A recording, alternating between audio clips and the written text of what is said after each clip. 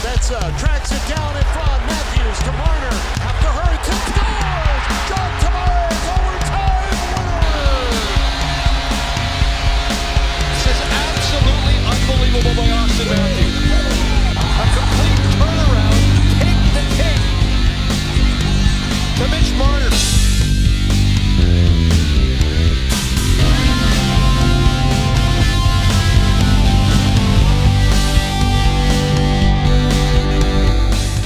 Hello once again, everyone, and welcome to From the Booth. I'm John Bartlett alongside Greg Millen. Today we're pleased to welcome a good friend of ours and colleague from Sportsnet and Hockey Night in Canada, Kelly Hrudey.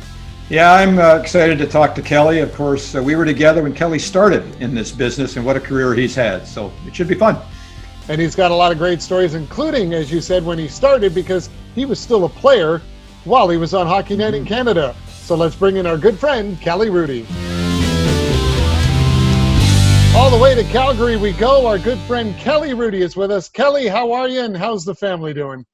We're hanging in there. I think I can speak for a lot of families that these are awfully stressful times, and we're just trying to get through it the best that we're able to.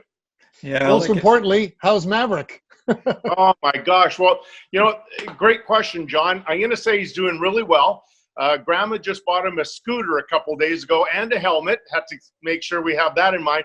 But the problem is, and I know a lot of families are going through it, I know you two guys are going through it, you don't see your kids very often. In that case, we don't see Maverick, right? So we're trying to do our best at social distancing and the self-isolation. And so luckily, we have FaceTime and other ways that we can communicate. But it is, my wife wants to see Maverick every single day. Of course, I do too, but that's just not going to happen in the near future.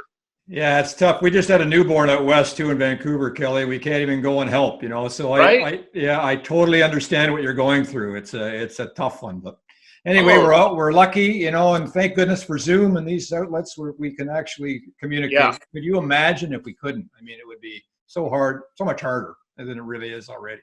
So. It is, and you feel lonely, right? I do feel removed, and living out in Western Canada, I don't feel as though I'm connected as much as I normally would be on a weekend. I'm in Toronto every single weekend, and flying with the team other places, and I guess my point is, when you're so busy during the regular hectic hockey season like you guys are as well, you don't even realize how many connections you have in this life, in this world, and in our hockey community. And all of a sudden, when that's taken away, it just feels kind of lonely. Yeah, maybe it'll be some self-searching for everybody, though. I know you do a lot of that anyway, Kelly, but in the big picture, there are some things that may come out of this, as they always are, that there might be some positive, So, well, a positive I've taken, I try to communicate with my mom as often as possible during the season, but it is difficult with the travel. I've been I've gotten into a great habit. I call her every day now. So isn't that fantastic? Now that's wonderful. Let's get into the broadcasting a bit, Kelly, because I want to take you back to when you started. I remember it well. You got a few stories back in the atrium. I think that's when it all really started. You were playing then. Take us through that for our fans. Yeah, Millsy, when you guys invited me on, I automatically went back to, I started when I was still a player, back in 1995 when John Shannon and Ron MacLean invited me to be a part of that first ever atrium show in the CBC building on Front Street in downtown Toronto. And I remember, Greg, there was a time, I think it was my first year, maybe my second year, and you were already a polished broadcaster. Wow. And you were doing color. Yeah, you were doing color, and I really admired your work. And John Shannon invited you into the atrium one night to do a studio segment with Ron and I. And I remember watching Ron, and he asked you a question, and you were like just perfect. You nailed it. You didn't stumble on your words like I do all the time. And I'm thinking, oh my gosh, is this guy any good? How am I ever going to have a career in broadcasting? And I'm looking at you like, how does he do it? And now we're, many years later, we're still around, and I still have the same admiration for you because you've been able to find ways to survive in a really difficult world. Well, you too, Kelly. That's a very kind compliment. But you were a natural right off the bat, and we knew it. And Look at you now. I mean, here you're doing 2 jobs, for goodness sakes. You might be one of the busiest guys in Canada between doing, the color for Calgary, and then, of course, every Saturday night you drag down to Toronto, and it's busy. You talk about how busy you are. Wow. I mean, you're out. But you guys know the gig, right? So they're 2 separate jobs, doing play-by-play and being a color analyst, and then trying to switch over and do studio work. It's entirely different work, and you have to try and think the game differently. Like when you're in a studio, what I try and do is, how's it going to look kind of sexy or good or different every single show? And how do I structure my words so I'm not just saying the same thing over and over for 21 years? And so you kind of think when you're looking at a replay, how can I show it maybe 2 or 3 different ways and try and come up with that? Whereas in a game, as you guys know, with your skills, it just happens so quickly, and you've got to quickly work with the production truck and do it that way. So your brain, I think, has to take each game differently. The approaches are different, and that's kind of fun. And there's some shots, Kelly, and I'm thinking about, I just saw Ron and you together, and your relationship with Ron MacLean. I mean, it does go back to day one, and you've got some wonderful chemistry, and maybe you can share that with us a bit. Just that reminded me of it, just looking at that shot. Well, I'm spoiled because, and with all due respect to everybody else in the industry, I'm spoiled because I work with perhaps the greatest broadcaster in Canadian history. And so when you work with Ron, you have to make sure that you have your thinking cap on because, right, he can come from any different direction. And we sort of have this rule, Ron and I, that you don't have to prep me. You can just ask me any single question you want. And I should be prepared enough that I can come up with an answer. Now, having said that, I remember, again, it would have been about 95 or 96. And so I'm just starting out in broadcasting, trying to get a grasp of this whole thing. And we started, we had a meeting at 4 o'clock in the afternoon in Toronto. The game starts at 7. Then we had a doubleheader at 10. And I believe it was Vancouver and I can't remember which other team. Doesn't matter. Anyways, the late game goes into triple overtime. So we've been at the studio since about 4 in the afternoon, and it might be like 3 in the morning, and we're going into an intermission. And we come back, and Ron says, "So what'd you think?" And, of course, he's referencing what I thought about the period. And I go, "I don't know, Ron. I'm too tired. I don't even have a thought." and I'm thinking, saying something that dumb, you'll never be invited back, Kelly. And somehow he got me back on track. And the whole segment, I'm thinking, why would you say something so stupid? Come up with something like, man, that was a great save by whoever was playing goal for either team. It doesn't matter. But, oh, my gosh. Crazy. Oh, I'm really good at saying stupid things, Kelly, so I can relate. I mean, hey, Millsy, I bet I can top you here. And John, I bet you've never had a partner like this. So when the first year Vegas was in the league, I'm calling the game in the first period with my partner, Rick Ball. And of course, I know Vegas Golden Knights, right? First 4 minutes, I call them on air, the Vegas Golden Nuts. I didn't hear that. I didn't miss that. That's beautiful. Now I can't stop laughing, right? So I pushed my cough button down basically the rest of the first period because I was laughing my face off, and Rick's trying to keep it together because he's looking over at me, and I'm laughing. I could barely talk to the production truck on my talk back because I'm laughing too much. Somehow I got it back on track for the second period, but of course I've never forgotten that. Yeah, that is so hard when that happens, when you lose it and they're trying to get it back, right? And especially if it's one of you clowns that loses it, and now I've got to try and keep going, right? No. And I'm trying not to laugh, and I can't look at, well, usually it's him, not you, Kelly, but I can't look at him because you got to keep going. Oh, and I have had times where I've taken my headset off and hidden against the wall, and all you could see was my shoulder, so I wouldn't screw up the play-by-play guy. I mean, in there. It's so good. Oh, it's so funny, right? Like sometimes, depending on which producer you're working with, and you'll have a funny exchange with them. Of course, nobody's hearing it because you're both on your talkback button.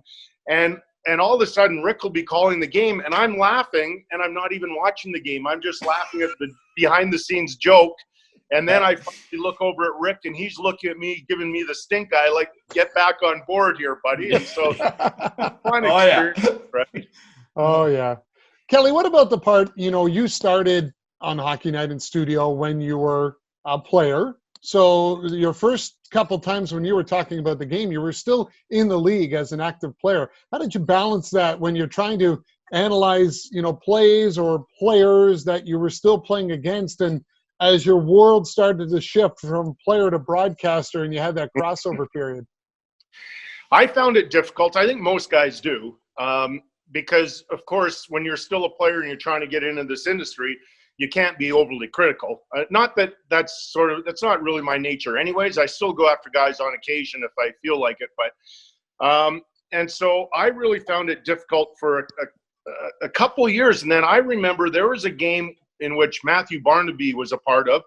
This might have been my third year in broadcasting because I was a part of the San Jose Sharks. And I was critical of him for something he did on the ice and so on. And I was okay with what I said, but then next season when we played each other, I thought he's going to come over and rip my head off. Here, right now, and I'm thinking, my gosh, did I go too far? Is he going to say something to me? Should I apologize? And I don't recall him ever coming up to me and ripping me or anything, but it is different when you still got to be on the ice with those guys, right? As we know now, it's still you walk a fine line, right? Because we're still in the dressing room on occasion and so on. And so if you are going to go out on a limb and say something, you've got to be pretty darn confident in yourself and really believe it. Yeah, absolutely. We've got a couple things we want to bring up, Kelly. We watched your stick segment. We want to talk about that. We want to talk about Clinton a little bit, and I got one other for us. So, John, why don't you start with the stick? Yeah. This is a great one. So right now on Sportsnet, we've got NHL Rewind on Saturday nights where we're, replaying old games. And you sent out the video talking about the 1993 illegal stick call. And this was great because you explained that you were hoping it was you that were going to get called and not Marty McSorley. You were using an illegal stick.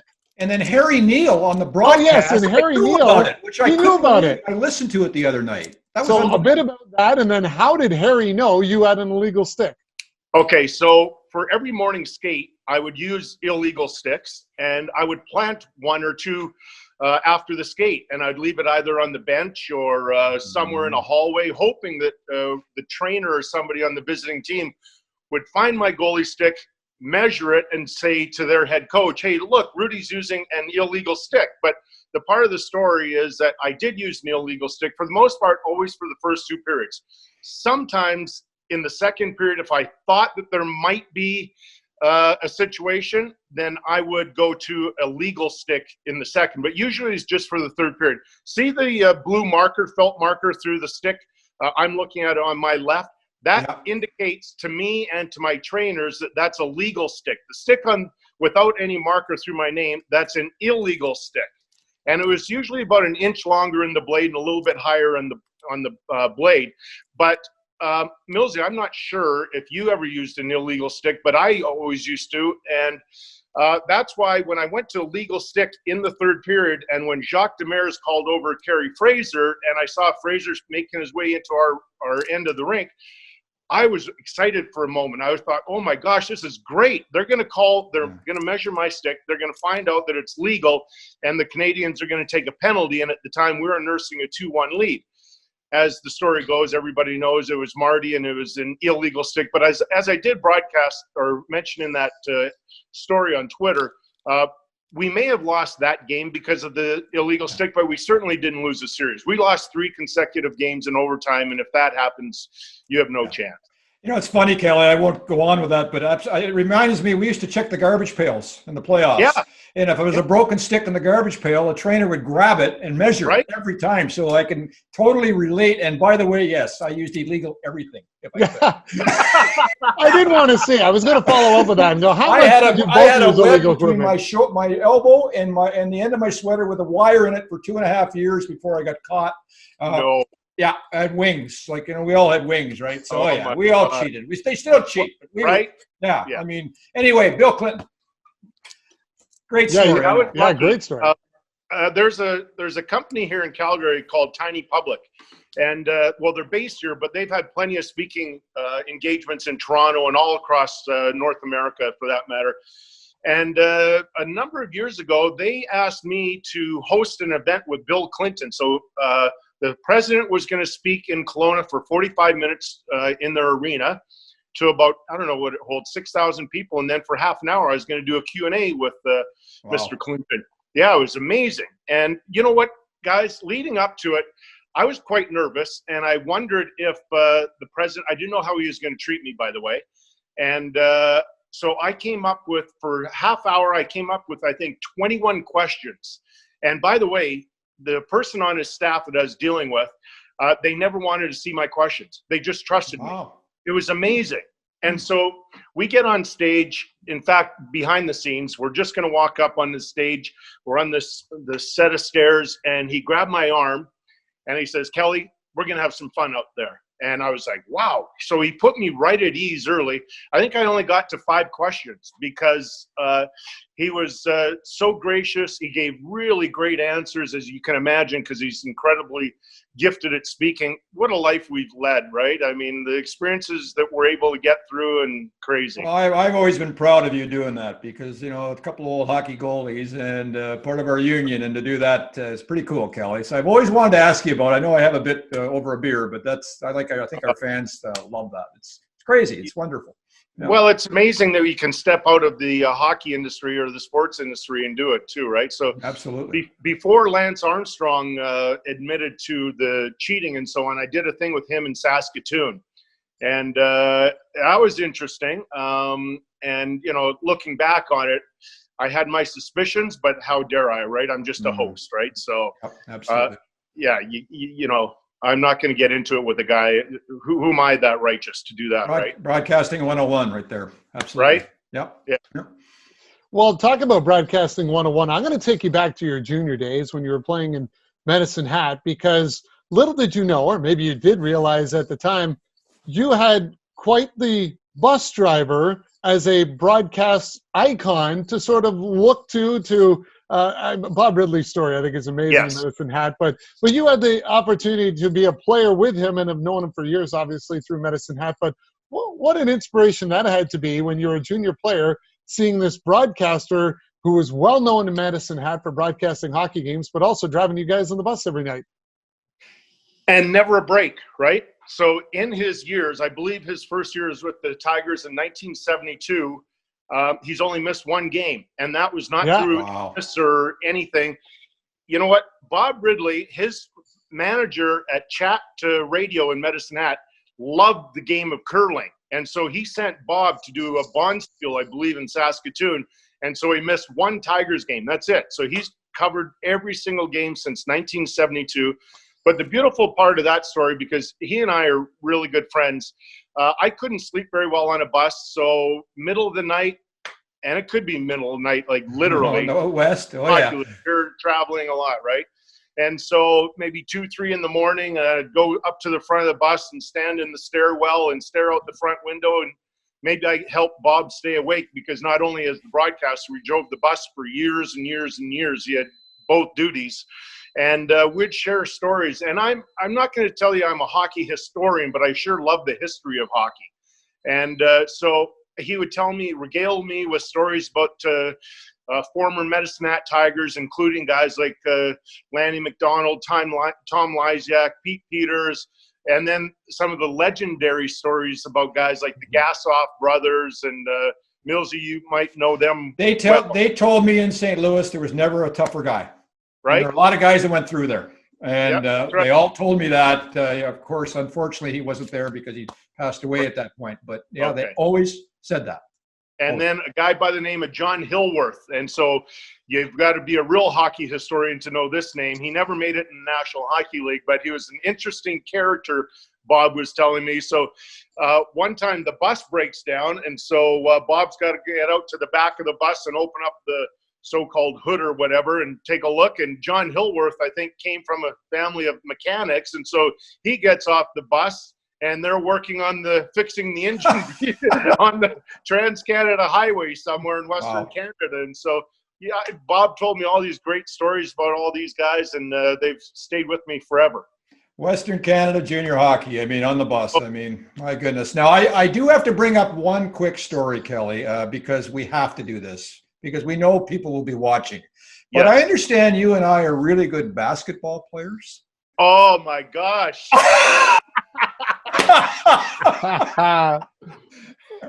Well, the two shortest guys, and well, you've lost so much weight, Millsy, but two short and fat guys back then were playing in Anaheim, and we absolutely schooled Friedman and Brian Spear, and who is the other guy? Joel Darling. Right. Oh, yeah, and they're still mad. God. They're still mad. I mean, a couple old goalies just sent a little lesson that we're a little more than just old goalies, I guess. And it's not like we beat them by 2 or 4 points. It was like 99-3 or something. Or it was ridiculous. So that was for.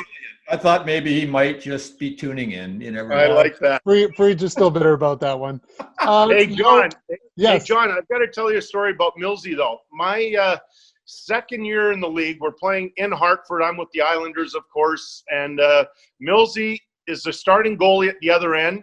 We happen to win that game. It was my first ever shutout in the National Hockey League, 1-0. Millsy was the second star, and I'm going to be introduced as the first star.